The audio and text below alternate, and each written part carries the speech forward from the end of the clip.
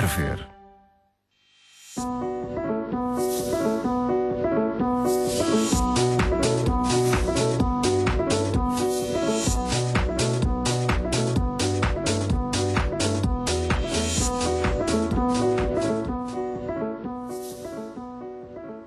Olá, boa tarde, bem-vindo à Sociedade Civil. A maior parte das mortes acontece em hospitais, em lares ou em residências de idosos e muitas vezes sem que nenhum familiar esteja por perto. Mas não é este o desejo da maioria da população portuguesa. O que está a ser feito nesta matéria e o que ainda é necessário fazer é este o ponto de partida de hoje do Sociedade Civil.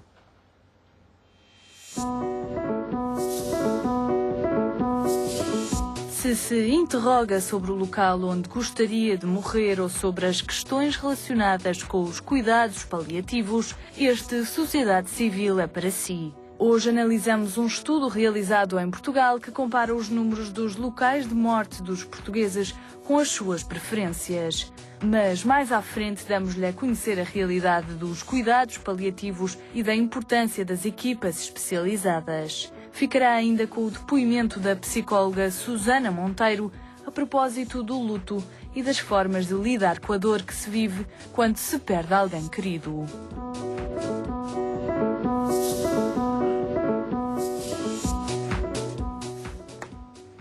Vamos então, durante este programa, tentar perceber até que ponto este desejo de muitos portugueses, espelhado neste estudo, é cumprido ou porquê que ele não é cumprido e como é que, ao longo dos anos, foi mudando a forma como e o local onde os portugueses morrem. Muito obrigada aos meus 4 convidados desta tarde. Padre José Nuno Ferreira da Silva está aqui a representar o Instituto de Bioética da Universidade Católica Portuguesa e é também capelão do Hospital de São João. Todos temos um pouco essa ideia, vários estudos também o traduziram antes deste, de que a forma como as pessoas morrem foi mudando, sobretudo o local também foi mudando, e hoje a maior parte das pessoas morre nos hospitais. Percebemos por este estudo, que foi feito em 2010, que o desejo das pessoas não seria isso, o desejo de muitos portugueses não seria esse. O que é que dificulta que este último desejo seja cumprido? O desejo de morrer em casa? Sim. O que dificulta é muito simples. Nós já não vivemos em casa e por isso não podemos morrer em casa. Isto é, o modelo de sociedade em que predominantemente se vivia em casa já não existe, já não vigora. Por outro lado, a criação do Serviço Nacional de Saúde, que tornou muito mais acessível a todos os portugueses a possibilidade de morrer num hospital com todo um conjunto de possibilidades que, pelo menos aparentemente, tornam a sociedade mais humana, porque tornam a morte mais humana, porque oferecem recursos de alívio da dor, de alívio de sintomas. A evolução da própria cultura que respiramos, que cada vez deposita na medicina mais expectativas, mais confiança, muitas vezes esperando da medicina aquilo que a medicina não pode dar. Tudo isto contribuiu para uma evolução neste sentido. Mas, de facto, eu creio que o essencial é mesmo isto. Eu recordo, sim, muito concretamente, eu recordo que a minha mãe acompanhou no tempo de morrer os meus 4 avós, porque a minha mãe estava em casa. Hoje é impossível este figurino. De facto, quem está em casa para poder acompanhar quem morre. E há um assunto que eu acho que deve ser introduzido já desde o início, que é, nós sabemos o que é a morte hospitalar, está mais ou menos descaracterizada, está mais ou menos estudada. Eu próprio me debrucei sobre isto já no início da década, no início do século, digamos assim. A morte no hospital está caracterizada, mas falta caracterizar como é a morte no domicílio. Isto é, as poucas pessoas que ainda morrem no domicílio, como é que é o processo da morte em casa, o processo de ir morrendo até que a morte aconteça de facto. Então é um desafio para si também, porque não é? É um desafio para todos nós. É um desafio para todos nós. Próximo estudo sobre essa matéria. Mas quando diz que nós já não vivemos em casa, está a dizer o quê concretamente? Estou a dizer que que a generalidade, na generalidade das famílias, as pessoas saem de manhã para o trabalho e voltam à noite para trabalhar. E voltam à noite do trabalho para descansar e de manhã saem outra vez cedo. Isto coloca questões. As casas hoje não têm dimensão para a Vivemos cada vez convivência. menos a casa também. É Vivemos. isso, A casa já não significa o que significava. Na minha geração de criança, a casa já não significa hoje aquilo que significava para mim. Basta pensar nas refeições. Eu fazia todas, em criança e na minha juventude, eu e os meus irmãos, e os meus pais e os meus avós faziam todas. Jantava As em casas casa. eram trigeracionais. Hoje poucas pessoas, por exemplo, almoçam em casa. Hoje poucas pessoas fazem almoçam uma em casa. refeição. Nós, É o jantar. a possibilidade da convivência de 3 gerações dentro da mesma casa hoje é residual. É residual. E quando se coloca a questão da morte em casa, há todo um conjunto de interrogações a que não nos podemos furtar, porque as coisas são recíprocas, isto é, a evolução das circunstâncias que levou à morte de sair de casa, a este processo da morte de sair de casa, contribuiu para a criação de uma cultura que se respira na sociedade, que assenta no escamoteamento da morte. Isto é, as pessoas vivem como se para viver felizes tivessem que não olhar a morte, tivessem que não ter consciência de que somos mortais. Este dinamismo cultural potenciou um dinamismo social de exclusão daqueles que estão a morrer dos circuitos normais da coexistência social. Por sua vez, esta exclusão social dos que estão a morrer agudizou ainda mais esta cultura cujo mal-estar fundamental, na minha opinião, e muito tenho ao longo de 15 anos de hospital e na posição concreta que estou, que é de capelão hospitalar, e tendo estudado tudo aquilo que estudei nas investigações que fiz, esta é, porventura, uma das grandes razões, se não a principal, do mal-estar social que vivemos. É uma cultura que excluiu a morte do conceito de vida feliz. Uhum. Edna Gonçalves, bem-vinda. É diretora do Serviço de Cuidados Paliativos do Centro Hospitalar de São João. Como é que encara este problema da morte, ou a forma como as pessoas hoje encaram aquilo que vai ser o seu momento da morte e como o desejam? Portanto, como encaro? Eu penso que o mais importante, e o Padre Nuno já falou aqui numa expressão que a mim me agrada imenso, mais do que a morte, o momento da morte, eu gosto muito da expressão o tempo de morrer, que é um tempo que é preciso viver. E como dizia o Padre Nuno, para o viver adequadamente é preciso integrar a morte como uma coisa natural, um acontecimento natural na nossa vida, que vai acontecer com todos nós, obviamente. Nós não temos muito essa cultura. Não de temos integrar a de morte todo. como um acontecimento natural. Não temos de todo. Eu penso que esse é um grande trabalho e particularmente os cuidados paliativos, eventualmente os capelães também, mas os cuidados paliativos aí têm um papel importante no sentido de tentar normalizar o mais que nos for possível esse tempo de morrer. E se normalizarmos esse tempo de morrer, obviamente a morte também vai ser normalmente aceita, de uma forma mais natural. Pronto. Como a vejo-a assim mesmo, vejo-a como um acontecimento natural na nossa vida e enquanto médica que sou, sinto-me muitíssimo realizada quando o meu doente vive esse tempo de morrer. O meu doente morre, a maior parte dos nossos doentes vão morrer no tempo em que nós estamos a segui-los. É importante passar aqui também a mensagem que os cuidados paliativos não seguem só doentes que vão morrer, eu costumo dizer vão morrer ontem, não. Os cuidados paliativos, nós temos doentes, o Serviço de Cuidados Paliativos do Centro Hospitalar de São João fez este mês, 5 anos, e nós temos doentes que seguimos há 5 anos. Portanto, há um tempo de acompanhamento que pode ser longo. E, portanto, não só em fim de vida, exatamente. Os cuidados paliativos têm vários fatos para a intervenção. E então, nas doenças não oncológicas, essa intervenção pode ser mesmo de anos. E pode também haver uma intervenção pontual, ou seja, acontece a intervenção de uma equipa especializada de cuidados paliativos numa fase de grande stress e de grande desorganização.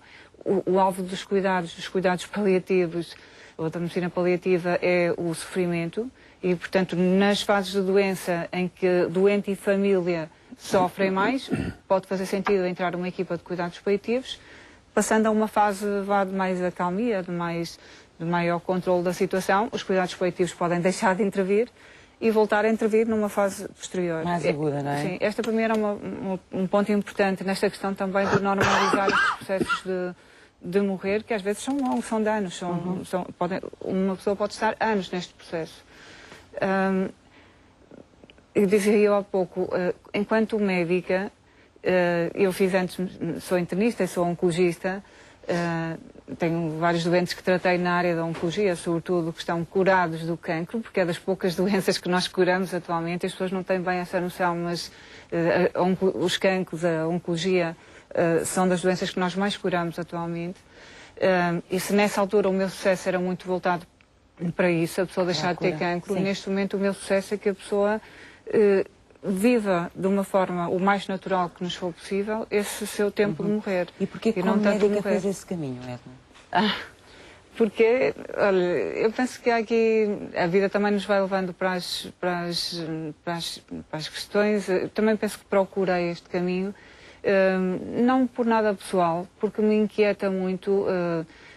Acho que sou uma pessoa de relação e preciso de tocar, e dizia há pouco antes de entrarmos que a máscara me inquieta-me porque acho que corta a comunicação, pôr-nos às vezes em risco, e falávamos um bocadinho sobre a propósito da tuberculose, por exemplo, e portanto acho que sou uma pessoa de relação e acho que nesta área é possível o médico ser mais pessoa.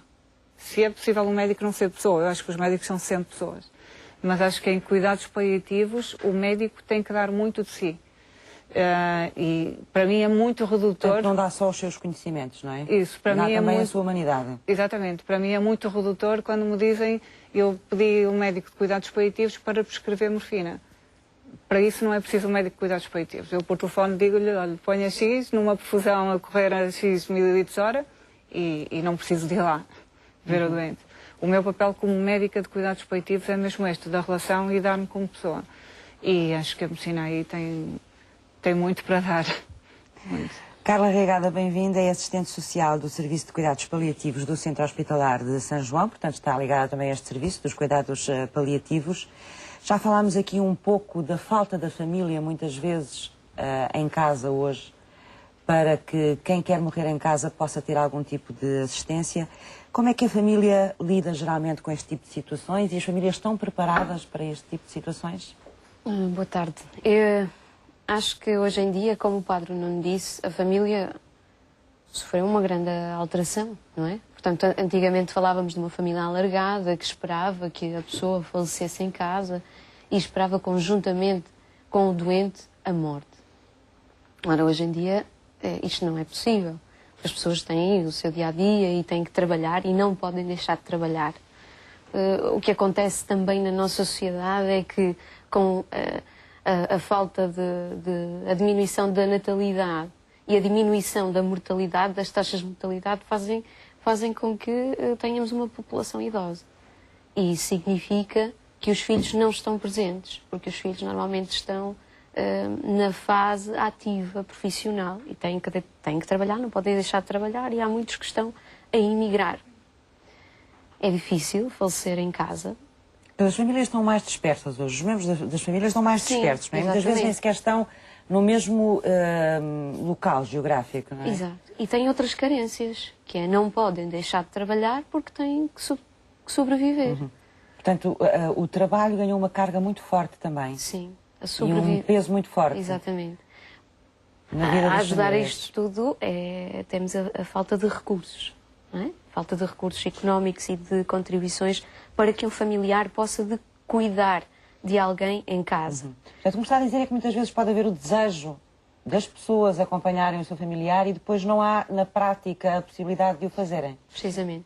É isso mesmo, porque uma coisa é eu ter possibilidade de escolha, de querer cuidar, e não vou falar do querer morrer. O querer morrer em casa penso que tem a ver com o desejo de querer falecer no meu ambiente, entre as minhas coisas, entre a minha família, com o cheiro da minha cama, com a comida da minha esposa, na intimidade com a minha esposa.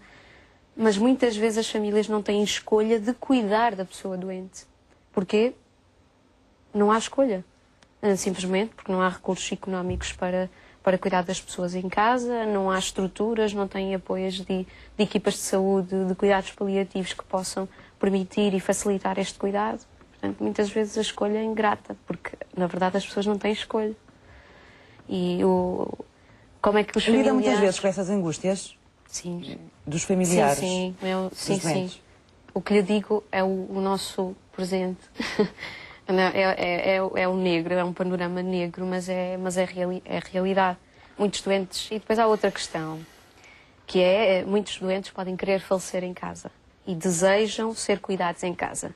E por outro lado temos a visão da família que não se encontra capaz de lidar com esta situação, pela questão de não termos a morte na nossa cultura. As pessoas fogem da morte. Obviamente, se eu vou cuidar de uma pessoa que está num processo de doença progressiva, eu sei que a morte é inevitável e vou ter que me encontrar com ela. Vai ter que encarar esse processo. Exatamente. Este familiar pode não estar preparado para o fazer.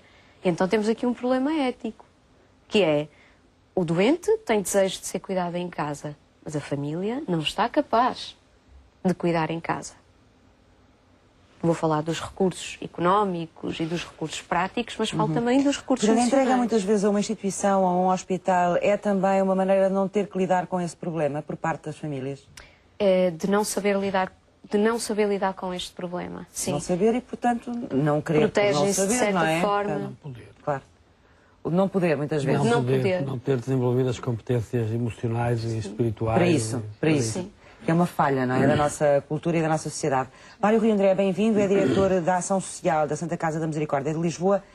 Muitas vezes, sobretudo nas pessoas mais velhas e já doentes ou quando estão perto da morte e que querem continuar nas suas casas, às vezes isolados, outras vezes mesmo com familiares por perto, compete às instituições, acaba por competir às instituições um pouco este apoio social diário de as acompanhar até ao momento em que elas morrem. Como é que esse trabalho é feito na Santa Casa da Misericórdia?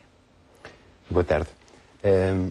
A Santa Casa da Misericórdia procura, na sua intervenção, garantir a continuidade dos cuidados em toda a linha das respostas sociais para o envelhecimento. E, portanto, aquilo que nós procuramos é desde as situações em que as pessoas têm a sua autonomia e podem lidar com a sua situação e, portanto, dar-lhes o apoio desde a autonomia até as pessoas começarem a ficar mais dependentes e aí novos tipos de respostas sociais, como o apoio domiciliário, e conforme a dificuldade e a perda da autonomia vai-se encontrando respostas mais adequadas, até à última resposta que foi criada há pouco tempo, foi a Unidade de Cuidados Paliativos da Dra. Maria José Nogueira Pinto, em que de facto completámos a linha de cuidados na resposta aos idosos.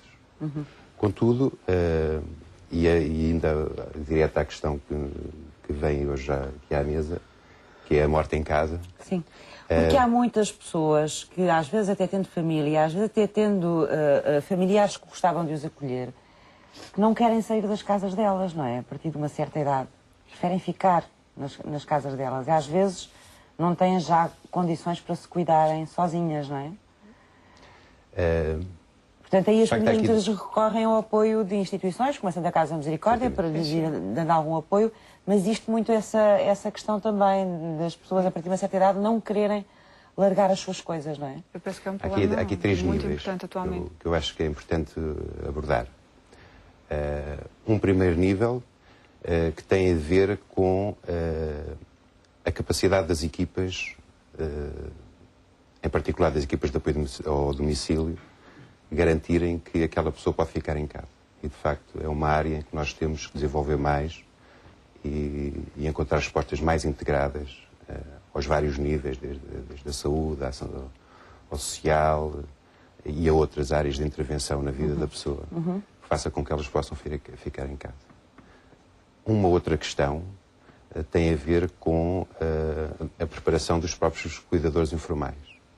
Muitas vezes esquecemos que os cuidadores informais, apesar, e já foi referido anteriormente, da institucionalização da morte e, portanto, da primeira tendência a ser levar as pessoas para o hospital e afastar um pouco a morte. O que é certo é que mesmo aquelas pessoas que depois querem ter os seus familiares em casa, de alguma forma também provavelmente não têm o apoio adequado, nem a formação adequada, e penso que é necessário também terem atenção a isso. De que forma é que nós apoiamos os cuidadores informais para que eles possam ter essa capacidade e saber lidar com a morte em casa. E depois ainda há uma outra questão que se coloca muito, que é quais as condições que as casas têm para as pessoas poderem viver até ao fim da vida em suas casas. E se nós formos a ver, em particular em Lisboa, nas grandes cidades, vamos ver que muitas das casas não têm condições para as pessoas ficarem em casa e poder prestar o apoio em casa até ao fim da vida. Portanto, esta questão, muitas vezes, de não, as pessoas têm que morrer em casa, as pessoas é o melhor sítio, é o sítio mais familiar, onde as pessoas se sentem melhor. Mas isto, que Sempre pela condições vossa é que elas experiência têm? que nem sempre é assim. Sendo a Nem nossa sempre estão criadas experiência as que há condições muitas para isso. situações em que as pessoas não têm as condições mínimas necessárias para poderem fazer todo o processo de fim de vida em suas casas. Não têm. E, de facto, isso são as chamadas determinantes sociais que, inevitavelmente, interferem depois na própria forma em como nós olhamos esta questão do morrer em casa. Já vamos começar a conversa.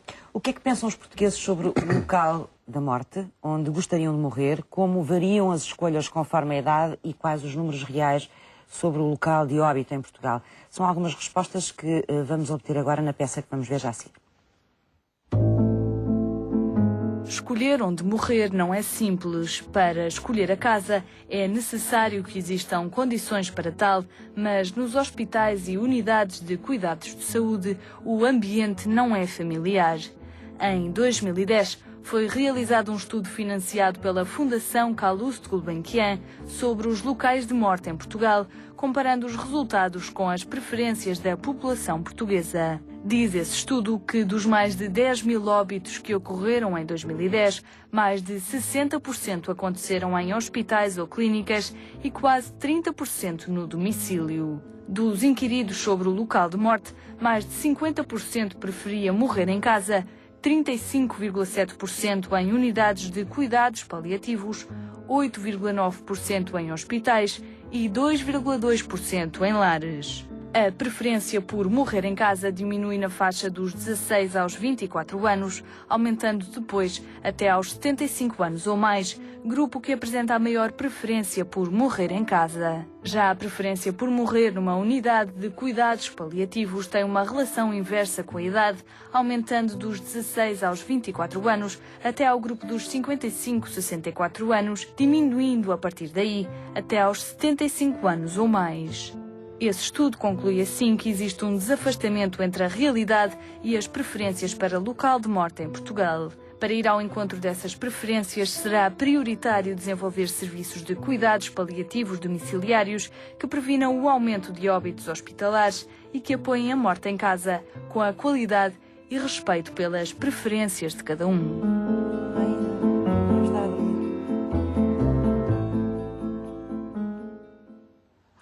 Vamos ter agora na Sociedade Civil ao telefone a Bárbara Gomes. Ela é a coordenadora do estudo que nos traz aqui hoje esta conversa, Preferências e Locais de Morte em Regiões de Portugal, em 2010, um estudo que foi feito em 2010, portanto está a fazer 3 anos. Olá Bárbara, bom dia. Olá, bom dia. É com muito gosto que estou presente, ainda cá à distância. Muito obrigada pelo convite e pela iniciativa. Já agora pode dizer aos nossos espectadores onde é que está? Aberdeen. Estou na Escócia a fazer um curso relacionado com cuidados paliativos. Muito bem, portanto, que é uma área que continua a acompanhar e a trabalhar, não é? Sim, já nos últimos 10 anos a trabalhar no King's College em Londres e agora a colaborar com o Centro sempre neste tema. de investigação. Sim, sempre neste tema. Bárbara, explique-nos porquê que sentiu necessidade de fazer este estudo e de perceber em Portugal como é que os portugueses morriam e como é que eles desejavam que esse processo acontecesse. Este relatório e estudo, no fundo, foram realizados pela nossa equipa do Projeto Dínamo, apoiado pela Gulbenkian, no sentido de proporcionar uma primeira visão sobre este tópico em Portugal. Nós tínhamos vindo já a estudar o tópico internacionalmente, mas achávamos que era importante abordá-lo também em Portugal, visto não ter sido ainda abordado suficientemente. Foi com esse objetivo também de iluminar, no fundo, a situação dos cuidados paliativos, aproximando essa abordagem de uma perspectiva centrada no doente e nas preferências e autonomia das pessoas em fim de vida, que é um princípio, um valor dos cuidados paliativos que tem sido foi sempre central desde a gênese deste movimento nos anos 60 no Reino Unido e depois expandir-se pelo mundo inteiro. Portanto, talvez mais do que em qualquer outra área da saúde, é fundamental respeitar a autonomia e as preferências. Na fase de fim de vida é uma coisa bastante forte e vincada nos cuidados paliativos. E isso acontece de uma forma geral? Em muitos países o que acontece é que há realmente o desfazamento que nós vimos também em Portugal. Por isso, de certa forma, e nós, por exemplo, o inquérito de preferências no contexto do qual os dados sobre preferências foram recolhidos, foi um inquérito que envolveu também outros países europeus e em todos o que nós verificamos é que a preferência por morrer em casa é de facto a mais comum, embora haja diversidade e variabilidade entre os diferentes países. E é interessante, por exemplo, notar que, apesar de ser a mais comum em Portugal, foi o país dos 7 analisados em que a preferência por morrer em casa foi mais baixa. Em contraposição, a preferência por morrer em unidades de cuidados paliativos foi a mais alta dos 7 países em Portugal. Portanto, eu acho que estes dados são importantes. É importante perceber as preferências da população no sentido de planearmos e pensarmos como é que podemos modificar e melhorar os serviços de forma a aproximá-los das preferências das pessoas. Há uma dúvida em relação a estes resultados que eu tenho e que lhe vou colocar. Eu não sei até que ponto é que o estudo consegue despistar isso.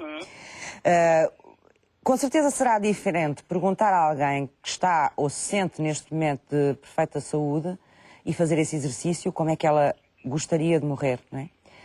Diferente será apanhar uma pessoa num momento difícil, em grande aflição, e mesmo que seja numa situação grave, há sempre aquela tentação de que o ir para o hospital, o encontrar um médico, uma equipa, há sempre aquela esperança, não é? De salvação, de que não é aquele momento ainda em que vamos morrer. Isso é despistado também no vosso estudo, ou será que estamos perante um estudo em que as pessoas dizem que gostariam de morrer em casa numa altura em que a morte não está, digamos assim, próximo da sua realidade, ou pelo menos do seu momento psicológico, e depois as pessoas terão outra reação no momento em que se deparam com essa possibilidade? É uma questão muito importante. No nosso estudo, como verificou, é um estudo populacional, ou seja, a maior parte das pessoas está, de facto, em condições saudáveis, apesar de cerca de 8% da nossa amostra, nós perguntamos se as pessoas tinham experienciado nos últimos anos uma doença grave e também perguntamos acerca do contacto e grau de exposição a cuidados paliativos, por exemplo, se eles tinham estado envolvidos a cuidar de alguém próximo deles numa fase terminal, que também é importante porque indica uma certa exposição a este tema também. E, de facto, é interessante porque, apesar de estudos, basicamente, em termos gerais, os estudos com doentes indicam também que a preferência por morrer em casa é a mais comum. Há uma minoria de doentes que muda de ideias à medida que a doença avança. E isto é importante ter em consideração, porque é a razão pela qual não se deve assumir que toda a gente quer morrer em casa, porque não é verdade, e as coisas são dinâmicas, é um fenómeno complexo, com muitas condicionantes, como disse, e as pessoas podem mudar de ideias. Cerca de 1/5 dos doentes e familiares tendem a mudar de ideias, e é importante discutir as preferências à medida que a doença progride. No entanto, há também uma certa consistência de que a preferência por morrer em casa parece ser a mais comum, tanto em estudos com o público em geral, como em estudos com doentes, como em estudos com familiares. Apesar do último grupo parecer ter um desejo por morte em casa abaixo do grupo dos doentes, ou seja, pode refletir alguma preocupação e algum dos familiares em termos de cuidar do doente em casa, tendo em consideração que grande parte dos cuidados também são prestados por eles e que têm um papel fundamental. Bárbara, é possível perceber através deste estudo, ou conseguiram respostas para isso, os argumentos que as pessoas dão para as suas escolhas? Ou seja, quem quer morrer em casa explica porquê que quer morrer em casa, quem quer ser assistido nos cuidados paliativos, no caso de uma doença, explica também porquê? Vocês conseguem perceber os argumentos das decisões das pessoas? Com base neste estudo, não tanto, porque no fundo foi um estudo bastante focalizado acerca das preferências e tínhamos uma questão final em que deixávamos as pessoas expandir e falar um bocadinho. Estou a ouvi-la pior agora, Bárbara. Não sei se se afastou do seu telefone. Consegue-me ouvir agora? Sim. Pronto. Na parte final do inquérito nós perguntamos às pessoas se elas tinham alguma coisa a dizer e alguns comentários e histórias pessoais deram a indicar algumas dessas razões, mas de facto acho que era necessário fazer um estudo mais qualitativo e aberto para perceber um bocado essas razões. Tem a ver com a simbologia do local, o facto das pessoas terem vivido a vida toda num ambiente familiar que lhes dá, de certa forma, alguma segurança, se tiverem reunidas as condições básicas necessárias e se realmente tiver o apoio familiar. Portanto, o ambiente familiar é fundamental nessa decisão, é isso? É. Aliás, todos os estudos que nós temos vindo fazer no DINAM, mas também antes, acerca de todo o modelo explicativo de morte em casa, é que é complexo. Mas há dois fatores bastante importantes, que é o apoio familiar, por um lado, se as preferências dos familiares estão alinhadas com os dos doentes, se tem familiares a viver em casa, se tem um ou mais cuidadores envolvidos. Portanto, todo esse apoio e suporte familiar é importante. Por outro lado, os cuidados domiciliários paliativos são fundamentais. Uma revisão que nós fizemos este ano, uma meta-análise de todos os estudos que avaliaram o impacto destas equipas, mostram que estas duplicam as chances de morrer em casa, com melhor controle sintomático para os doentes. Portanto, estes serviços são uma peça fundamental se quisermos reverter as tendências e ajudar mais pessoas a morrer em casa, se tal for o seu desejo. Muito bem. E o que é que está a fazer? Pessoas a morrer em casa, se tal for o seu desejo. Muito bem. E o que é que está a fazer agora, Bárbara? Agora estamos a continuar uma série de estudos. Nós estamos a perceber o local de morte em Portugal para adolescentes e crianças além de adultos. E estamos também a fazer uma série de estudos, nomeadamente colaborando com equipas clínicas, por exemplo, da ULS, da Unidade Local de Saúde de Matosinhos, a tentar perceber e avaliar o impacto destas equipas em Portugal, que ainda não existem muitos estudos de evidência, e tentar ajudar a otimizar estes serviços para que possam ajudar mais pessoas. Então, bom trabalho, Bárbara, e obrigada por ter estado connosco, através do telefone, na Sociedade Civil, a coordenadora do estudo de preferências e locais de morte em regiões de Portugal, o estudo do qual partimos para este debate aqui hoje no Sociedade Civil. Gostava de ouvir os vossos comentários, se tiverem alguns a fazer a estas informações e a estes dados que a Bárbara aqui nos deixou. Sim. Pode começar, Edna, força. Sim, eu acho que temos muito que agradecer à doutora Bárbara Gomes este trabalho, porque é realmente importante e nós temos pouca experiência de objetivar aquilo que vamos falando. E penso também que a doutora Bárbara falou aqui de coisas que nós já fomos falando muito. Eu tinha aqui aberto, enquanto falávamos no trabalho, na questão dos gráficos e da distribuição etária e as preferências dos locais do local preferencial de morte. E é muito interessante verificar que precisamente nos grupos etários na fase ativa, nas idades ativas, é quando as pessoas menos vezes querem morrer em casa, o que é mais ou menos óbvio.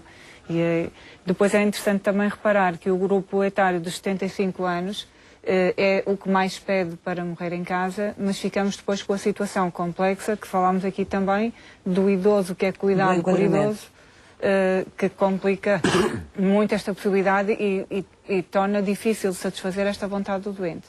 cada vez mais temos doentes de 80 anos, com cancro, por exemplo, e estou-me a lembrar de vários doentes neste momento, a cuidar do marido ou da mulher que tem uma demência de Alzheimer, por exemplo. E isto é incomportável.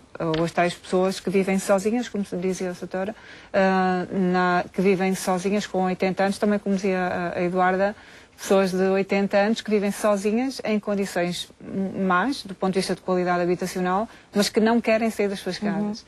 E isto complica. Também penso que foi muito importante este comentário da doutora Bárbara, na questão também de chamar a atenção para... E eu penso que este trabalho é importante, não tanto para dizer que toda a gente deve morrer em casa, mas para dizer que temos que dar às pessoas a oportunidade de morrer, ou de viver o tempo de morrer, onde for mais conveniente para o doente e para a família. E aquilo que dizia a doutora Bárbara, e tinha aqui também no estudo que é feito orientado por ela, que na verdade, nos sítios onde existem equipas domiciliárias de cuidados paliativos, a probabilidade de morrer em casa mais que duplica. Portanto, efetivamente, eles são importantes para facilitar, provavelmente também para que os cuidadores se sintam mais seguros, para que o doente esteja mais controlado do ponto de vista sintomático e para que os cuidadores se sintam seguros. Agora, é fundamental, é pedra-chave. Eu tenho aqui alguns dados da nossa equipa do Centro Hospitalar de São João, que temos uma equipa domiciliária há cerca de 1 ano e meio, que é uma equipa de suporte. Trabalhamos com os médicos de família, junto com os médicos e enfermeiros de família. E o que temos verificado é que dos doentes que nós seguimos no domicílio com estes médicos, enfermeiros de família e as ECCIs, equipas da Rede Nacional de Cuidados Continuados Integrados, um pouco mais de 70% destes doentes morrem em casa. É evidente, destes doentes que nós acompanhamos e seguimos em casa. É evidente que aqui já há um viés de seleção, porque nós só vamos acompanhar a casa quem tem um cuidador para estar em casa, porque é impossível uma pessoa que viva sozinha, com uma doença destas em fase terminal, ser cuidada em casa por uma equipa, seja uma equipa de saúde, seja uma equipa, por exemplo, da Santa Casa da Misericórdia, que vai prestar cuidados na higiene e que vai pontualmente, vai lá estar umas horas, meia hora, umas horas, não é? E a pessoa tem 24 horas do dia para ser cuidada. Isto tem que ser pensado e tem que ser trabalhado. Se quiserem acrescentar mais coisas, vão já acrescentar a seguir. Vamos ver a próxima reportagem e já voltamos. Quando se escolhe o domicílio como o último local de vida, os cuidados paliativos são indispensáveis. Miguel Tavares é enfermeiro e faz parte de uma equipa de cuidados paliativos. Mas em que é que consiste este trabalho no dia-a-dia? Quais são as valências deste trabalho? Vamos ver.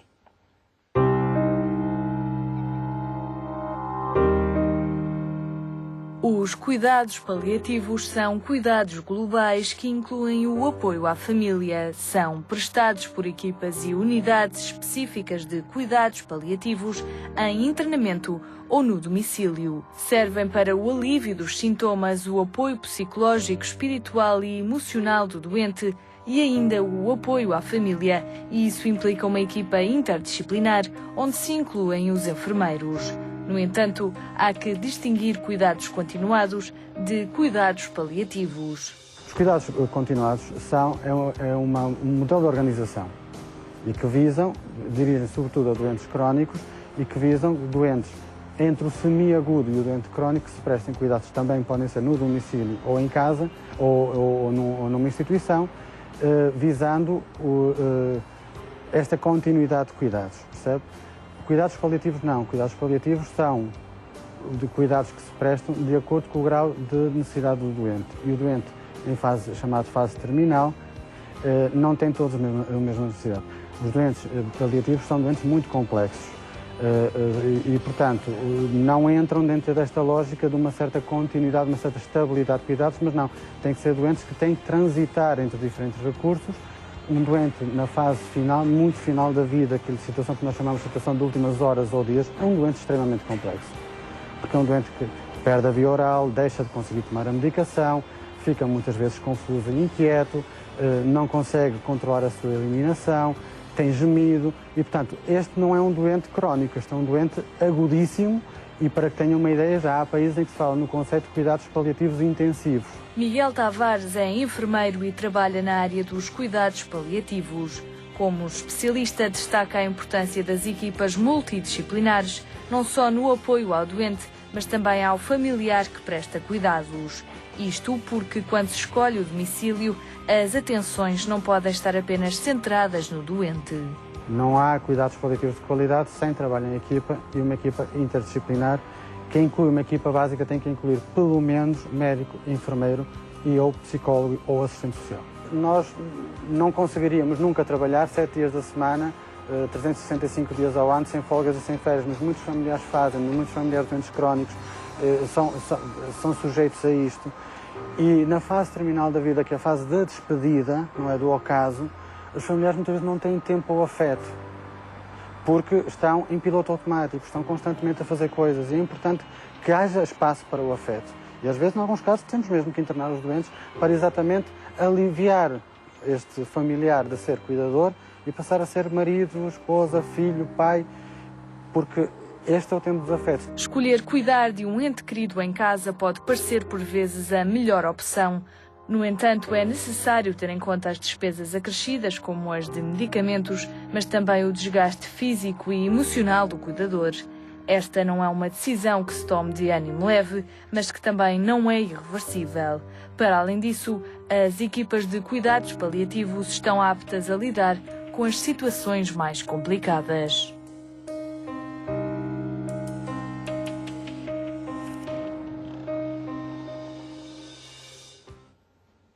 Talvez valha a pena aqui definirmos ou as pessoas perceberem claramente o que é que são cuidados hospitalares e o que é que são cuidados paliativos. Muitas vezes os cuidados paliativos funcionam até junto dos hospitais, mas estamos a falar de coisas diferentes, não é? Não, não. Ou não? É tudo a mesma coisa? Não. Os cuidados paliativos são cuidados de saúde. Sim. E podem ser prestados onde a saúde é prestada, seja no domicílio, seja em casa, seja no domicílio em casa, seja no hospital, seja num lar ou numa... Mas são serviços cuidados... hospitalares é outra coisa completamente distinta. Mas há cuidados paliativos dentro do hospital, sim, seja com unidades de internamento de cuidados paliativos, da mesma maneira que há as unidades de internamento de cirurgia ou de medicina interna ou de pediatria, há internamento específico especializado em cuidados paliativos. Esta é uma modalidade. A outra modalidade que está atualmente muito a ser desenvolvida, penso que a nível, pelo menos da Europa, mas Europa e América do Norte, mas que em Portugal está a ser muito desenvolvida, que é as equipas de suporte dentro dos hospitais. Ou seja, são equipas que não têm, que é a equipa multidisciplinar, como dizia o enfermeiro Miguel, que não têm internamento próprio, mas que vão a qualquer sítio do hospital, sempre solicitados pelos profissionais de saúde que cuidam dos doentes nos locais onde o doente está internado e que vão ajudar o cirurgião, o internista, o pediatra, a cuidar, numa perspectiva de cuidados paliativos, o seu doente. Estas são as duas modalidades hospitalares. E posso dizer que aqui no Norte estão a ser muito... tem havido um incentivo muito grande da Administração Regional de Saúde do Norte, a IRS Norte, nesta área, sim, com estímulo e incentivo para que seja cumprido um decreto-lei de há 3 anos, que obriga os hospitais portugueses com mais de 250 camas a ter uma equipa intra-hospitalar. A Bárbara dizia há pouco também que há muitos portugueses que confiam e falam nos cuidados paliativos quando pensam na possibilidade de ter uma doença que possa ser fatal ou quando pensam que pode estar próximo da morte, não é? O que quer dizer que os cuidados paliativos são para as pessoas já um caminho de confiança hoje. Eu penso que já são cada vez mais. Penso que são cada vez mais. Deixa-me só acabar na questão, há pouco como punha, eu falei da parte hospitalar, digamos assim, e depois temos a parte domiciliária, não é? Com equipas especializadas que vão à casa dos doentes prestar os cuidados paliativos. E, portanto, o facto de ser domiciliária ou hospitalar não é próprio dos cuidados paliativos, nem impede que se faça cuidados paliativos nos dois lados, não é? Ainda temos aqui uma versão que não foi falada, que é feita um mix, que é cuidados paliativos em consulta externa, ou seja, o doente está em casa e vem à consulta como vai à consulta de um internista, ou de um oncologista ou de um pediatra, no hospital. O que acontece nessas consultas de cuidados paliativos, para nós percebermos? Uma consulta como se for a um oncologista. Então o que é que distingue? Porque é que se chama de cuidados paliativos? Precisamente. O que distingue os cuidados paliativos é a forma como o doente é abordado. Dizia o enfermeiro Miguel, é uma forma de organização e de filosofia. É a filosofia dos cuidados que é diferente. Eu posso lhe dar o meu exemplo enquanto médica de cuidados paliativos, ou da nossa equipa de cuidados paliativos, que o doente chega-me à consulta externa, eu falo habitualmente, normalmente o doente é abordado inicialmente até pelo enfermeiro, doente e família, percebe as necessidades que aconteceram no tempo que o doente esteve em casa, e quando chega à consulta, tanto lhe pergunto onde lhe dói, falando em coisas que normalmente as pessoas associam sempre cuidados paliativos à dor física, mas também pergunto-lhe onde lhe dói a alma. Porque é que isto está a acontecer? Às vezes o doente chega-me a... Esta semana passada uma senhora me dizia, eu cheguei de bata, estetoscópio pendurado ao pescoço, a senhora estava internada, mas na consulta externa é igual. Estou-me a lembrar há um mês e pouco, na consulta uma senhora chega com um cancro avançado, com perfeita noção de 80 anos, perfeita noção de que ia morrer num tempo mais ou menos curto, provavelmente será de meses, e chega-me à consulta a dizer, doutora, o meu marido é doente de Alzheimer, eu preciso de cuidar dele. E isto é um assunto para cuidados paliativos, para ser abordado na consulta externa, porque a senhora andava a pé. Sim. Isto é um trabalho da equipa da consulta de cuidados paliativos, que de todo não justifica uma ida à casa, porque a senhora está perfeitamente autónoma nesta fase, mas é um grande fator de sofrimento para esta senhora a preocupação com o marido. Sim. E perceber o que é que vai acontecer ao marido no futuro, não é? Como é óbvio. Depois É um perguntava-me... exemplo. Padre José Nuno, como nos disse há pouco, também já trabalhou e já estudou esta matéria e este tema da morte em Portugal. E quais foram as conclusões a que chegou e que experiências é que retirou desse estudo? A história é esta. Eu há 15 anos sou capelão do Hospital São João. No início, nos meus primeiros anos, a ligação do capelão ao acontecer da morte no hospital é imediata. E apercebi-me de uma coisa tremenda há 15 anos. Portanto, lidava com ela ali, não é? Diariamente. Diariamente. E em situações com um nível dramático. E apercebi-me de uma coisa que toda a gente se calhar sabia, mas ninguém formulava, que é a morte como acontecia no hospital há 15 anos era uma morte com grande índice de desumanidade, que provocava imenso sofrimento às pessoas que morriam, aos seus próximos e um fator muito importante, aos profissionais de saúde que lidavam com a morte sem estarem preparados para lidar com a morte dos seus doentes, num hospital que não estava preparado também para acolher esta nova função que o evoluir dos acontecimentos da sociedade lhe atribuiu, que é a função de ser o lugar de morrer das pessoas. Estas foram as motivações. O que eu fiz foi, já na minha tese de mestrado em 2004, foi fazer a leitura do evoluir do lugar da morte na sociedade portuguesa, a partir das estatísticas do INE. E aquilo que percebi foi que no início da década de 90 há uma inversão. Isto é, pela primeira vez, em 90 morrem mais pessoas no hospital do que no domicílio. Sabendo que esta questão do domicílio é difícil de interpretar, porque o modo de assinalar isto nas certidões de óbito, há médicos que interpretam o lar ou residência como um domicílio e outros interpretam apenas como a casa da família. Pronto, isto é difícil. Mas há um outro fenómeno que acontece no início da década de 90 que se afirma e que no início, com o fim da década e o início do novo século, adquire uma relevância tremenda, que é a evolução, efetivamente, a evolução de outros locais que, na generalidade das situações, serão, embora isto não seja possível, pela mesma razão não seja possível determinar, que serão lares de terceira idade e residências. Aquilo que tentei, num segundo momento, foi perceber qual era a percepção que os profissionais de saúde tinham deste fenómeno. É relevante logo o primeiro dado, isto é, um inquérito sobre esta questão, sobre a questão que se chamava concretamente nós profissionais e o morrer no hospital. Mais de 1000 profissionais responderam sobre isto. E era um inquérito longo. Isto é um facto em si significativo.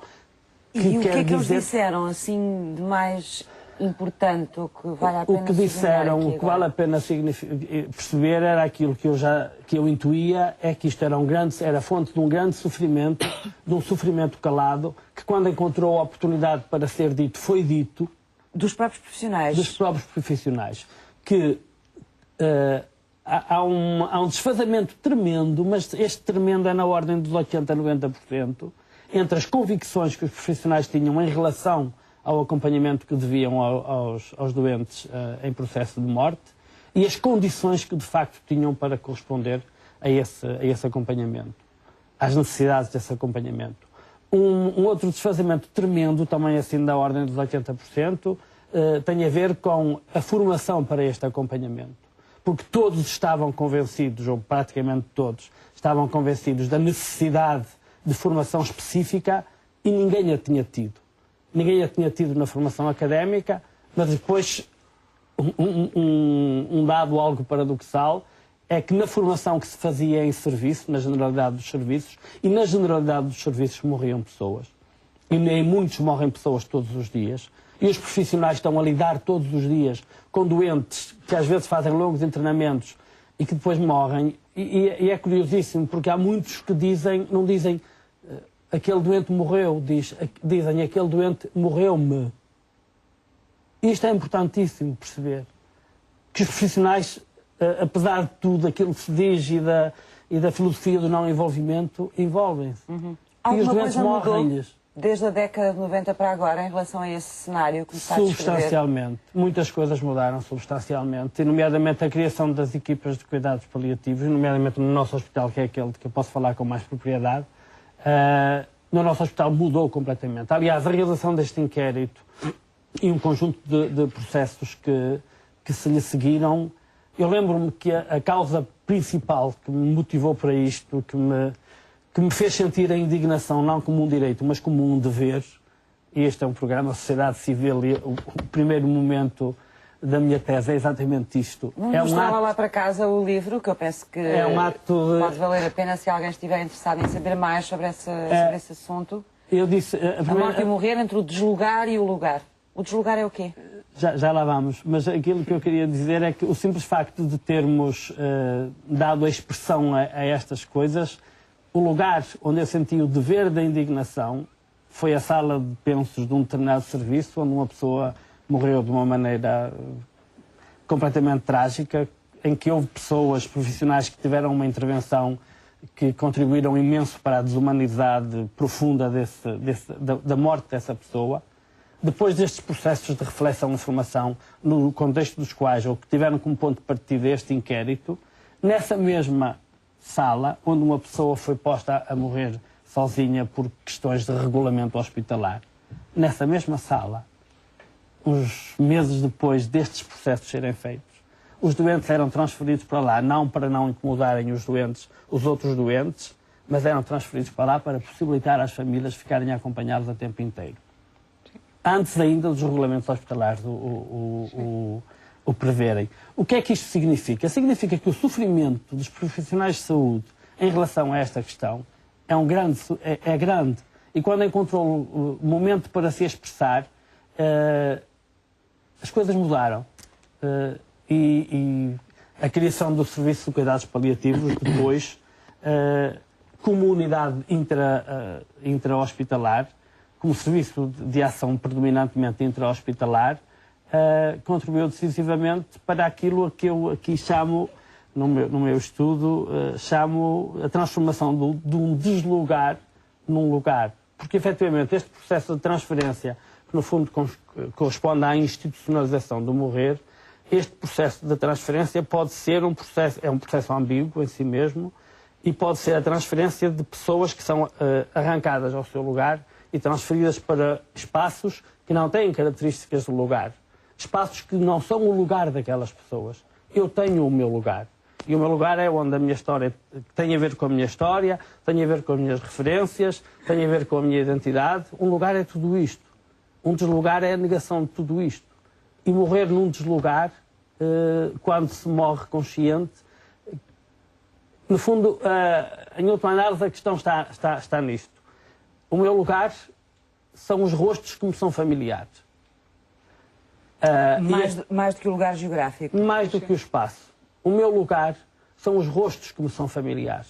A questão está em saber, nos deslugares, nos tendenciais deslugares, que são as instituições, onde as pessoas morrem, há ou não há espaço para oferecer ao doente, à pessoa que está a morrer, os rostos que lhe são familiares, para que ele possa morrer sabendo que morre, sob o olhar entrega ao carinho, à ternura daqueles que lhe são caros. Isso para ti é o fundamental. Isto não é o fundamental para mim, isto é o fundamental para as pessoas. Eu verifiquei, pelos estudos que fiz, pela experiência que tenho de acompanhamento de doentes em processo de morte e das suas famílias, eu verifiquei. Um lugar pode ser muito inóspito, pode ser uma sala de pensos, pode ter caixotes com coisas ao lado, mas se a pessoa está rodeada, ou tem aqueles que lhe são mais queridos junto de si, isto acontece. Agora, vale a pena pensar outras coisas que são as incongruências da sociedade portuguesa. A lei portuguesa, por exemplo, prevê que em situação de internamento hospitalar, os pais de uma criança, os pais de uma pessoa com qualquer tipo de deficiência mental e outras situações, os pais têm o direito a acompanhá-los e este direito é tutelado pela lei. No caso de reconhecer a família de uma pessoa que está em processo terminal, o direito é reconhecido, mas não é tutelado. Não são dadas condições nenhumas para que a pessoa possa acompanhar o seu pai, ou a sua mãe, ou o seu marido, ou a sua esposa, ou o seu filho. Não são dadas o direito a acompanhar, que é reconhecido, e os regulamentos hospitalares já consideram esta dimensão, e todos consideram neste momento. O progresso é efetivo. O que estamos a viver hoje não tem nada a ver com o que vivíamos há 10 ou 15 anos atrás, mas a questão é, este direito não é tutelado. Quem optar por acompanhar uma pessoa em processo de morte, um seu querido em processo de morte num hospital, quem optar por o acompanhar, pode em última análise perder o emprego. Porque não tem, na prática, Porque não tem lei, nada que o proteja a esse nível, a lei, não é? é o que eu digo, a lei reconhece o direito, mas não o tutela. Ao contrário, por exemplo, de mães ou pais a acompanhar filhos pequenos, ou pessoas com deficiência mental, ou seja o que for. E isto são questões graves que é preciso fazer, porque senão, então teremos a institucionalização como exílio. Pôr a pessoa fora do seu lugar. Como recurso, muitas vezes, de muitas famílias, não é? E é tremendo isto. Se isto é verdade no hospital, em casa é básico, não é? Porque, como dizia a doutora Carla, se a pessoa deixa de trabalhar, quem é que vai levar a comida para aquela casa? Onde está o doente, que também tem que comer, obviamente, não é? Em casa isto no vulgar. hospital isto é... É vulgar aparecerem pessoas e dizerem eu quero cuidar do meu familiar, ou seja, é uma opção, porque há pessoas que podem não também ter a opção de não querer a pessoa falecer, de ver a pessoa falecer. A morte por si não é bonita. Ver uma pessoa morrer não é bonito. Eu creio que o caso é ainda mais grave, peço desculpa. Claro. Só uma história, Eduardo. A questão é a seguinte, eu uma vez ouvi esta conversa. Duas enfermeiras a oferecerem a duas filhas de uma mãe que inquestionavelmente ia morrer naquela noite, duas enfermeiras a oferecerem a duas filhas a possibilidade de ficarem. E elas, por mil e uma razões que invocaram, eu assisti à cena, por mil e uma razões que invocaram, escusaram-se a estar com a mãe. E passado um pouco, na sala de espera desse serviço, cruzei-me com essas duas senhoras e elas estavam a conversar uma com a outra e eu até parei para escutar. Porque o pequeno momento fez-me querer ouvir tudo. Já viste? Nós pagamos impostos para pagar às enfermeiras e elas querem que a gente fique aqui a fazer o trabalho delas. Isto é, quando duas filhas não são capazes de distinguir entre o que é o acompanhamento proporcionado por enfermeiras ou médicos, ou seja quem for, e o acompanhamento e o papel que duas filhas podem ter na morte da sua mãe, o tal mal-estar cultural de que falávamos, estas toxinas que andam no ar e que têm a ver principalmente com este mal-estar face à morte, levam a situações como esta. Duas filhas que não compreendem que é diferente a presença delas na morte da mãe, é diferente, substancialmente diferente, da presença e do acompanhamento dos enfermeiros. E estas questões têm que ser pensadas. Uma outra dimensão, parece-me, que é a dimensão dos valores, não é? E da relação. Exatamente sobre isso que estamos a falar. Carla, E da relação. E peço desculpa conclua que o seu interrompi a raciocínio Carla. para irmos à próxima reportagem. Estava só a falar um pouco que também as pessoas podem optar por não ver a pessoa falecer, por não terem relação com ela e não lhe terem afetividade. Pode ser uma dessas situações, porque há filhos que não têm afetividade aos pais e vice-versa, e todos os familiares. As pessoas são história. Portanto, é verdade que por alguma razão elas não quiseram ficar e e por alguma razão falar no sistema de saúde ou no sistema da segurança social, porque é sempre o que está mal. O sistema é aquele que está mal. Mas não lhe dão oportunidade a elas mesmas, às pessoas, de se olharem para si mesmas e dizer: não consigo fazer isto, porque não tenho relação com o meu pai, ou porque não tenho relação com a minha mãe, e não me vejo a ficar aqui porque não vou acrescentar nada. E outra, que é outro contraste, que é, por exemplo, um cônjuge que sempre viveu 50 anos com esta pessoa, pode ter a opção de querer ficar ou não com a pessoa. Porquê? Porque é tão mais difícil o ver partir, como estar ao pé dele, ou tão mais tranquilizante poder estar ao pé dele. Portanto, há aqui, muitas vezes, nós somos os principais, nós, equipa de cuidados paliativos, somos os principais responsáveis por os familiares não ficarem a pernoitar à noite. Porquê? Porque temos que perceber se esta experiência do ficar e de ver a pessoa falecer, claro que isso é uma vontade e nós Claro. estamos nesta filosofia de facilitar o dizer o adeus, o estar com o outro, é o privilegiado. Mas também temos que ter a noção que isto pode ser horrível para quem sobrevive. E pode ser uma imagem, cumpre-nos a nós proteger o sobrevivente, de certa forma, e fazer com que ele faça um luto o mais normal possível. As coisas mudaram de tal maneira que passámos da fase há 10 ou 15, talvez 15 anos atrás, em que acontecia isto que o Padre Zé Nuno falou, das pessoas não poderem ficar e serem até arrancadas do sítio onde o doente estava a morrer porque não podiam ficar por questões de regulamento. Sim. Para uma fase em que quem quiser ficar com o seu familiar em últimas horas ou dias de vida pode ficar, isto é a regra, penso que na maioria dos hospitais, no Hospital São João, que é o que eu conheço melhor, é assim, e acontece-nos ultimamente isto, que é dizer, não se sinta obrigado a ficar, ou seja, fique se quiser. Porque a exaustão aqui pode tomar conta de familiares que cuidam durante muito tempo. A minha intervenção é geralmente no sentido de ajudar as pessoas a ficar, porque o que verifico a seguir... Pois, às vezes elas precisam de algum apoio, precisam de criar alguma resistência mal-estar, para conseguir ficar. Têm vontade e às vezes podem não ter força suficiente para isso. Este mal-estar cultural leva muitas pessoas a terem medo de ficar. E de facto depois ficam, eu constatei isto muitas vezes, ficam com graves problemas para o resto da vida, ficam com buracos negros, como dizia a Carla, nós somos a nossa biografia, ficam com buracos negros na sua biografia porque na altura não tiveram a capacidade, não tiveram a coragem e não foram encorajados, não foram ajudados a ficar. A fazer esse processo. A estar presente. Já vamos regressar. A psicóloga Susana Monteiro fala-nos na próxima reportagem, que vamos ver já a seguir, sobre o luto e as formas de lidar com a dor da morte, especialmente em doentes que estão em fase terminal.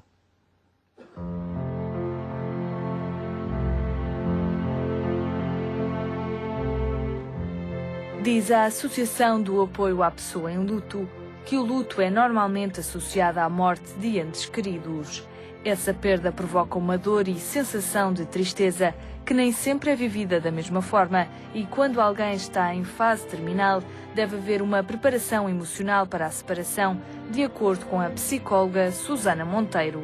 Quando uma família, um agregado familiar, tem essa situação de lidar com alguém doente e em fase até já mais avançada, terminal, é de facto muito difícil, mas podem tirar dali algumas, digamos, mais-valias para facilitar o processo de luto.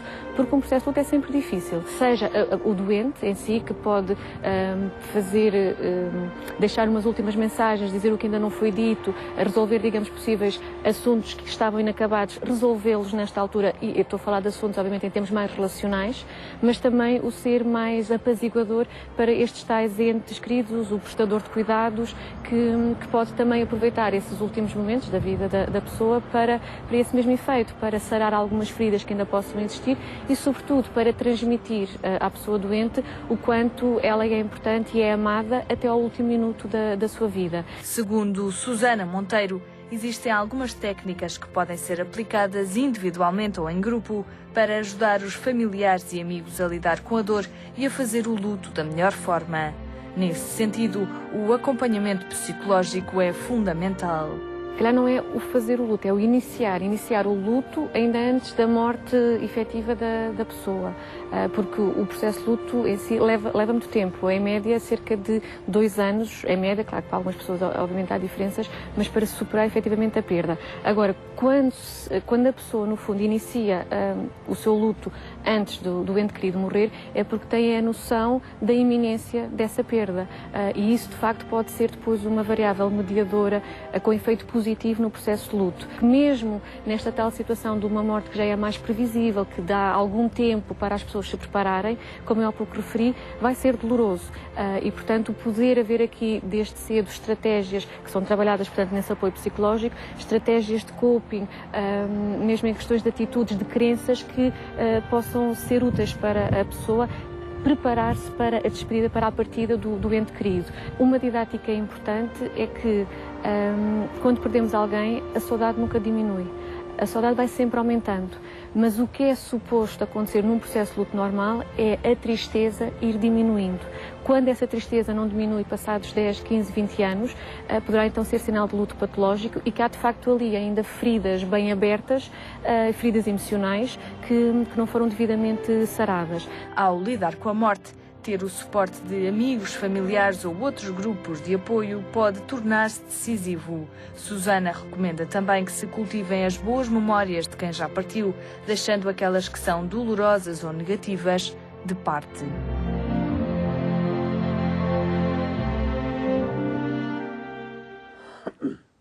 Talvez valha a pena deixarmos aqui alguma informação que possa ser útil às pessoas, de tentarem perceber melhor como é que, individualmente ou com a ajuda de instituições, como é que nós podemos ter uma sociedade mais preparada para o momento da morte, que já percebemos que é um problema aqui que existe na nossa cultura e na nossa sociedade. Há formas hoje de encontrar esse tipo de apoio para poder encarar melhor esse processo. Quem é que me quer falar disso? Sim, nós estamos a viver uma época que é a primeira na história da humanidade que não tem aquilo que se chama habitualmente a asmo oriendi. É a primeira época da história, nós somos a primeira geração que não temos uma arte de morrer, isto é, em que a contemplação da morte deixou completamente os nossos hábitos culturais e de facto é necessário aprender a morrer.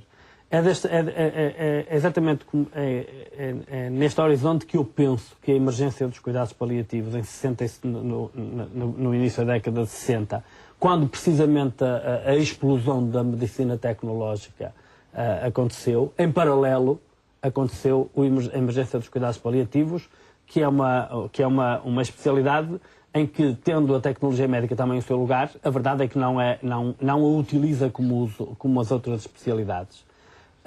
Eu creio firmemente que os cuidados paliativos, a filosofia dos cuidados paliativos, é daqui que virá para a sociedade, porque os cuidados paliativos não são apenas uma maneira de... São cuidados especializados. Deve haver outras formas também e outras maneiras de fazer com que as pessoas aprendam a lidar com a morte, não é? E é por isso que eu penso que os cuidados paliativos... Isso é uma coisa que não se faz só numa fase da vida, já, quem chegar a ela, porque também há quem morra novo, não é? Com certeza é uma coisa que se tem que aprender... Aprender a morrer. Aprender como se aprende de outras coisas, não é? Sim. O Padre Nuno falava disso. Pequeno, não? O Padre Nuno falava muitas vezes os cuidados paliativos, além de resolverem o problema imediato, sim, que é de o que fazer com as pessoas que estão a viver o seu processo de morte, têm um outro papel que têm que assumir e que tem que ser reconhecido, que é de serem a fonte de serem uma pedagogia sociocultural que inverta o nosso modo de olhar para a morte e a integração que fazemos desta realidade nas nossas existências. E os cuidados paliativos conseguem ter espaço e tempo para fazer isso? É isso que é necessário. Acabam por ter um trabalho imediato no doente e família que está naquela fase de morrer, mas depois tem um trabalho preventivo a longo prazo para estes cuidadores. Se este processo de morrer do meu doente correr de uma forma natural, ou o mais natural que for possível, de uma forma natural, que é isso que se pretende, então aquele cuidador, quando chegar ao seu tempo de morrer, vai viver o seu tempo de morrer de outra maneira. Porque e é muito frequente nós dizermos eu não quero que o meu familiar morra como o meu avô morreu ou como o meu tio morreu muito mal numa situação. E, portanto, é evidente que isto demora anos, é uma pedagogia que vai demorar anos. Eu penso que já se nota na Faculdade de Medicina, eu acabei o curso há 25 anos, nas Faculdades de Medicina, não é só na minha. Nas Faculdades de Medicina, há 25 anos não se falava absolutamente nada disto, todos centrados na lógica da cura. Neste momento são os alunos de Medicina que nos vêm pedir, no mestrado integrado de Medicina, para fazer teses de mestrado integrado em Medicina sobre cuidados paliativos, e são os alunos da Faculdade de Medicina que nos vêm pedir para se fazer cursos. É a Associação de Estudantes, portanto, um bocadinho... Sim. Porque a faculdade não propõe. Mas isso não faz parte ainda do próprio currículo, não é? Na nossa faculdade, não. Em algumas começa agora a entrar, sim, nomeadamente na Covilhã, na Faculdade de Medicina de Lisboa, há uma disciplina opcional. Aqui o Instituto de Ciências Biomédicas teve durante 3 ou 4 anos uma disciplina opcional, agora penso que não a tem. Mas ela vai entrar de alguma maneira, porque os alunos, associações de estudantes, contrapõem aquilo que a faculdade não dá, pedindo-nos estes cursos. Esta é uma questão. Portanto, um trabalho que é feito junto dos profissionais, e falo em médicos, estou aqui em representação da Ordem dos Médicos, mas sei que isto acontece muito. As faculdades de enfermagem, as escolas de enfermagem estão muito à frente nisto em relação aos médicos. Há anos que há escolas de enfermagem que têm no seu plano curricular obrigatório, a nível de pré-graduado, os cuidados paliativos, e penso que a Escola de Castelo Branco aqui foi pioneira, há já vários anos, não vou dizer quantos exatamente porque não sei, mas há vários anos, e nestas duas áreas, sim, a enfermagem tem andado à frente. Penso que os médicos, e é notório isto, se os meus colegas, até da minha geração do meu curso ou acima, têm alguma dificuldade em pedir cuidados paliativos, porque são eles que dizem, não posso propor ao doente cuidados paliativos, que o doente vai ficar muito inquieto. Depois nós chegamos lá, quantas vezes, na outra comentávamos, uma colega a dizer, não digas isto à minha cunhada, porque se dizes que é de cuidados paliativos, vai ficar mal. E nós chegamos, e eu não vou esconder aquilo que sou, não posso mentir, claro. Eu sou médica de cuidados paliativos, e a cunhada diz, com certeza ainda bem que veio. Portanto, a sociedade também já vai em algum ponto à frente dos profissionais, mas dizia eu, nestes profissionais, e falo por médicos, mas enfermeiros e de certeza assistentes sociais ou psicólogos, nos mais velhos isto ainda é uma dificuldade. Nestes médicos mais novos que estão a acabar o curso, e nós notamos isso na equipa intra-hospitalar, quem mais consultas nos pede são os médicos mais novos. Não é? De ter essa formação e de serem capazes de encarar os próprios sentem que eles podem não estar outra preparados forma. E, portanto, pedir ajuda também. Mário Rui André, vamos ouvir o Mário Rui André, também gostava de ouvir sobre esta matéria, nomeadamente de perceber se nós temos já uma rede que seja capaz de cuidar e de apoiar das pessoas nestes momentos, no momento da morte. Eu penso que o mais importante disto tudo é nós tomarmos consciência, enquanto sociedade, que estamos a viver e vamos viver a sociedade da maioridade. E vamos ter que envelhecer todos uns com os outros. Nós já fazemos parte dessa sociedade. E temos que saber envelhecer uns com os outros, e saber envelhecer uns com os outros é cuidar-nos entre nós próprios e saber-nos olhar uns para os outros e respeitar-nos uns aos outros. E no fundo, eu considero que esse talvez seja o maior desafio. Porque se estamos à espera que o Estado encontre as soluções todas para as pessoas, vai ser muito difícil. Sim. Porque não vai conseguir tomar conta de todas as pessoas idosas que vamos ser nós. Somos nós. E, portanto, nós temos de encontrar mecanismos sociais e mecanismos de solidariedade social entre local, de redes informais, que, de alguma forma, nos mantenham e consigam fazer com que nós tenhamos um envelhecimento ativo, um envelhecimento saudável. E quais podem ser os caminhos? Os caminhos passam muito por reforçar esse capital social, fazer com que as pessoas olhem mais umas para as outras, sabe que os últimos anos foram marcados por um grande individualismo, em que as pessoas provavelmente viviam num prédio, mas todas elas não se conheciam umas às outras. E isto provavelmente vai ter que deixar de existir. Nós vamos ter que estar atentos a quem está ao nosso lado, a quem vive ao nosso lado, como é que ele está, como é que ele não está. E, por outro lado, temos de saber que temos de respeitar as pessoas, porque a diversidade de gosto, e isso o estudo da Bárbara foi muito, muito evidente, de que as vontades são muito diversificadas, são muito heterogéneas. Uns podem querer morrer em casa, outros podem não querer, outros podem querer uma atividade, outros podem querer... E isso dá-nos sinais claros de que os modelos de intervenção social ou os modelos de respostas sociais muito fechados vão ser cada vez menos adaptados. Ou seja, vamos ter também, quem pensa nas respostas para as pessoas, ter a capacidade de criar respostas abertas e que vai ao encontro daquilo que é a individualidade de cada pessoa e os gostos de cada pessoa. Esta preparação é uma preparação das desafio. instituições, por um lado, não é? Mas vai ter que ser uma preparação individual também e uma preparação das famílias. Enquanto as instituições me parece que estão a pensar nisso, estão a fazer um esforço, ao nível das famílias individualmente, como é que esse trabalho se faz? As próprias, vamos ver, as famílias, de alguma forma, estão a ser pressionadas a lidar com esta situação. Que não é fácil, porque depois também os recursos cada vez são menos e elas têm que encontrar formas de se rearranjar e formas e mecanismos de resposta para as suas necessidades. E isso não está a ser fácil. Mas vai ser também um grande desafio, que é o desafio da família.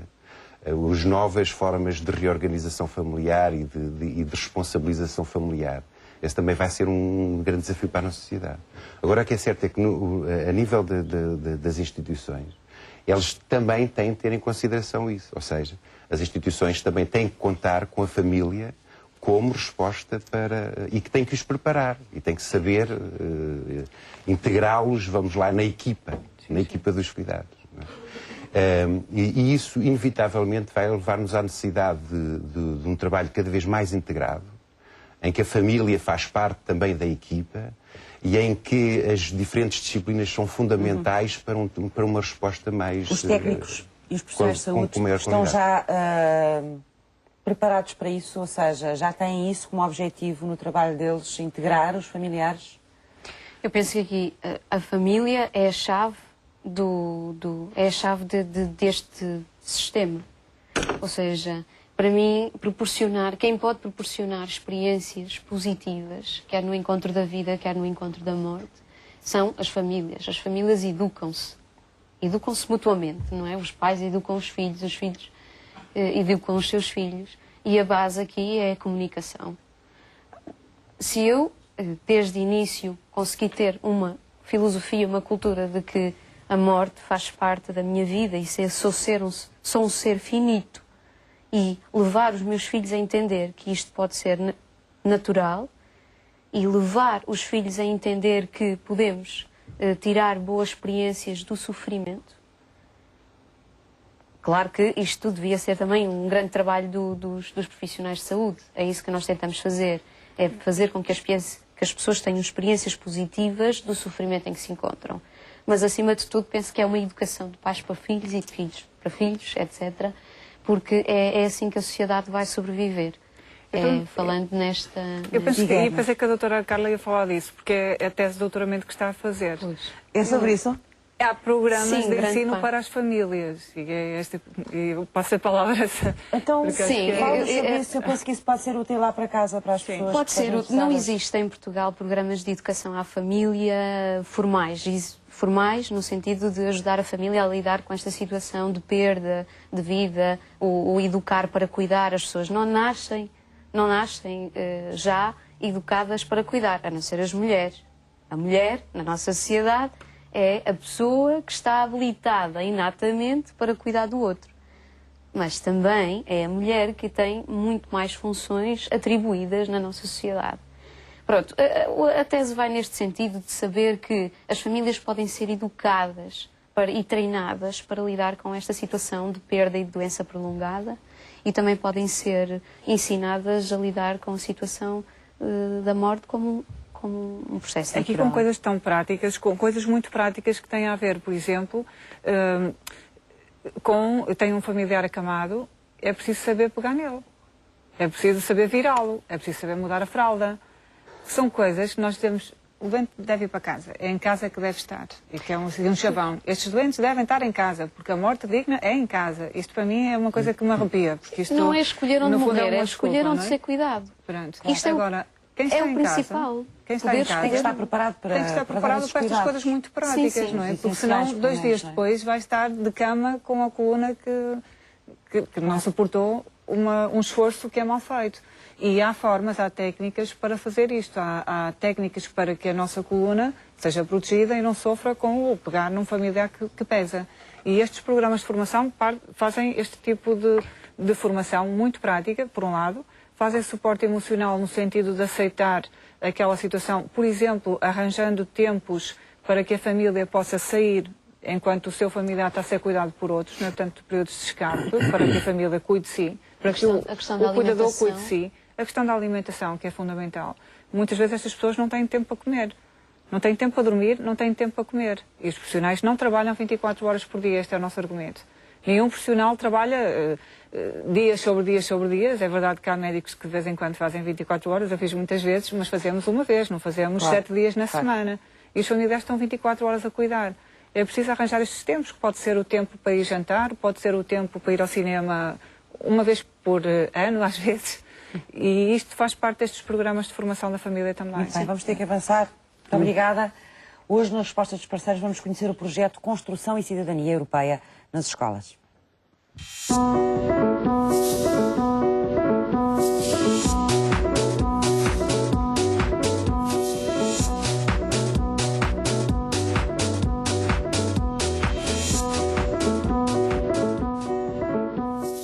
Eunice Macedo é a coordenadora deste projeto, o projeto de Construção e Cidadania Europeia nas escolas. Vamos explicar às pessoas o que é este projeto, antes de mais? Eunice, bem-vinda. Obrigada, bom dia.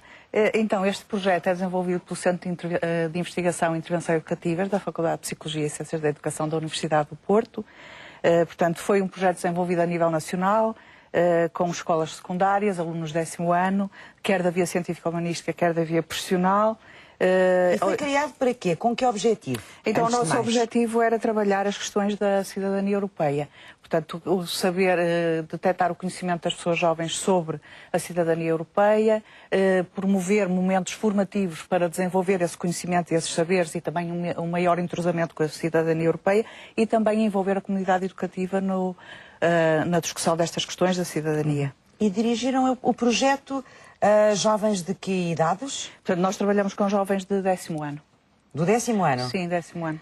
Portanto, que estão com 15, 16, sim, à volta 16 disso, anos. 15, 16, 17, dependendo. Quando trabalhamos, por exemplo, com cursos profissionais, às vezes tínhamos jovens um bocadinho mais velhos. Isto começou quando, Eunice? Este projeto começou em janeiro deste ano e foi um projeto muito intensivo, portanto, que obrigou a equipa a uma grande dinâmica de trabalho. Andaram pelo país todo? Sim, sim. Não todas as pessoas, mas tínhamos particularmente 2 investigadoras que foram mais diretamente responsáveis pelo trabalho com as escolas. O que é que aconteceu nestas sessões? E aconteceram imensíssimas coisas. Portanto, as sessões eram muito animadas. Aliás, neste guião que eu lhe trago aqui... Vocês são uma equipa grande? Sim, somos uma equipa relativamente grande. As pessoas que iam às escolas eram normalmente 2. E, portanto, eles faziam imensas atividades, desde uma primeira fase de quebra-gelo, portanto, em que eles faziam um jogo, em que se apresentavam uns aos outros, em que também ia permitindo perceber às pessoas quem eles eram, qual era a sua relação no grupo, etc. Para envolver os alunos para também, envolver não é? os alunos. Depois há um trabalho inicial em que eles fazem, já põem em comum os saberes que têm já sobre a União Europeia. Depois há uma nova fase em que eles vão fazer pesquisa como membros especializados sobre tópicos específicos que depois vêm devolver ao seu grupo inicial e que depois vão desenvolver mais, trabalhar mais, explorar mais, no sentido de que todas as pessoas do grupo fiquem a saber aqueles conhecimentos mais especializados. E a ideia é que eles percebam e entendam melhor a arquitetura europeia, não é? Sim, a arquitetura. Portanto, há várias coisas aqui. Por um lado, o conhecimento sobre a União Europeia, a sua arquitetura institucional, as diferentes responsabilidades na tomada de decisão, também a pertença europeia, os direitos de cidadania relacionados com a Europa, etc. Não terminou ainda este projeto, não? O projeto já terminou. Portanto, em outubro. Depois tivemos mais uma fase final para disseminação, encerramento, elaboração de relatórios e isso. Estamos na expectativa de vir a poder fazer uma nova versão, digamos assim, agora focando aspectos que foram menos conseguidos durante esta primeira versão. Imagino que já fizeram um balanço então desse projeto também. Sim. E que devem ter chegado a conclusões. Primeiro, como é que encontraram os jovens, os alunos, os estudantes que visitaram pelo país, em termos do seu conhecimento, que é a cidadania europeia, quais sentiram também que eram os maiores interesses deles nesta matéria? Sim, o estudo de diagnóstico que nós fizemos permitiu-nos realmente traçar um retrato sobre o conhecimento dos jovens do décimo ano relativamente à Europa. Portanto, em termos de uma avaliação global dos conhecimentos, é bastante positiva. Portanto, nós encontramos neste questionário de diagnóstico mais respostas positivas do que negativas. Os níveis mais elevados de conhecimento são sobre a construção europeia e os mais baixos sobre as competências e processos de decisão. Portanto, os jovens sabem, de uma forma geral, como é que a União Europeia se organiza. Exato. E quais são as suas instituições, é isso? Exato. Depois tem dificuldade em quê? Em perceber quais são as responsabilidades na tomada de decisão, por exemplo, dos diferentes atores, a nível das hierarquias institucionais, etc. Já agora, conhecem os seus direitos como cidadãos Sim, europeus? estavam relativamente a par dos seus direitos como cidadãos europeus e cidadãs. E sim, acho que podemos dizer isso. Então agora, Eunice, se vocês fizeram um segundo projeto semelhante a este, querem focá-lo em quê, em concreto? Portanto, agora se conseguirmos avançar, iríamos agora centrar-nos mais nas questões das eleições europeias, etc., porque vamos ter agora em 2014 e, portanto, seria nosso objetivo trabalharmos um bocadinho mais estas questões que estavam menos, por exemplo, sim, também? que estavam menos trabalhadas na... Quando é que vão ter resposta? Pois não Já sei, candidataram o projeto? Já candidatamos o projeto, estamos a ver quando é que vai ser, estamos mesmo na expectativa a ver quando é que sai. Muito bem, então boa sorte, esperemos que ele aconteça e que voltem a fazer então este giro pelo país, a explicar melhor aos alunos, aos nossos jovens, o que é ser cidadão europeu, quais são as suas implicações, também quais são as suas vantagens. Eunice Macedo, muito obrigada por ter vindo ao Sociedade por esta Civil. oportunidade. E agora vamos abrir a agenda, está na hora, para outras ações dos parceiros da Sociedade Civil.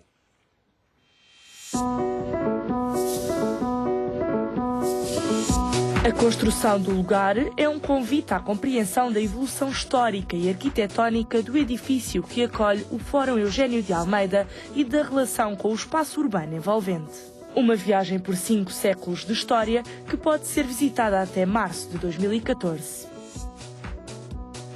Um protocolo estabelecido entre a Parques de Sintra e a Direção-Geral do Património Cultural enriqueceu ainda mais o espólio da exposição permanente Vitrais e Vidros, patente no Palácio da Pena desde 2011. São 12 peças de vidro europeu, produzidos entre os séculos XV e XVII, que pertenciam ao rei Dom Fernando II. Está patente até janeiro de 2014 no Centro Cultural de Cascais a exposição Picasso Gráfico. Composta por 24 gravuras de grande formato do pintor espanhol, esta é a primeira apresentação mundial destas obras, seguindo-se a Portugal uma itinerância internacional. A exposição é de entrada gratuita.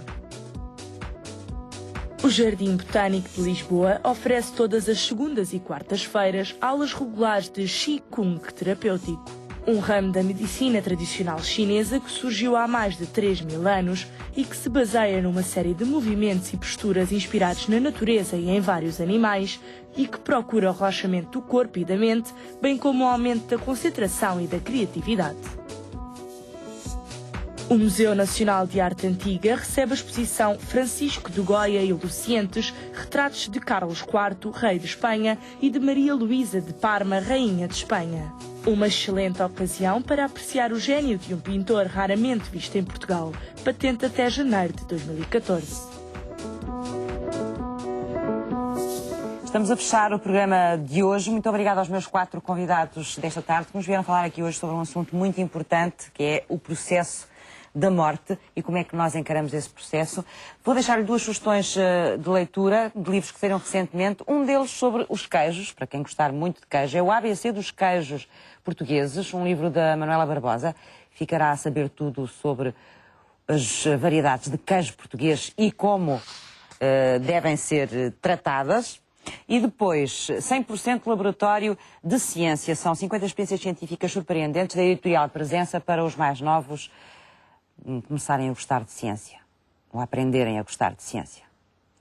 Recentemente, o Papa Francisco voltou a falar da importância do reforço do papel das mulheres na Igreja. Mas que papel é este? O sacerdócio feminino estará para breve? É este o tema que lhe vamos propor para o próximo Sociedade Civil, porque Sociedade Civil somos todos nós. Até amanhã.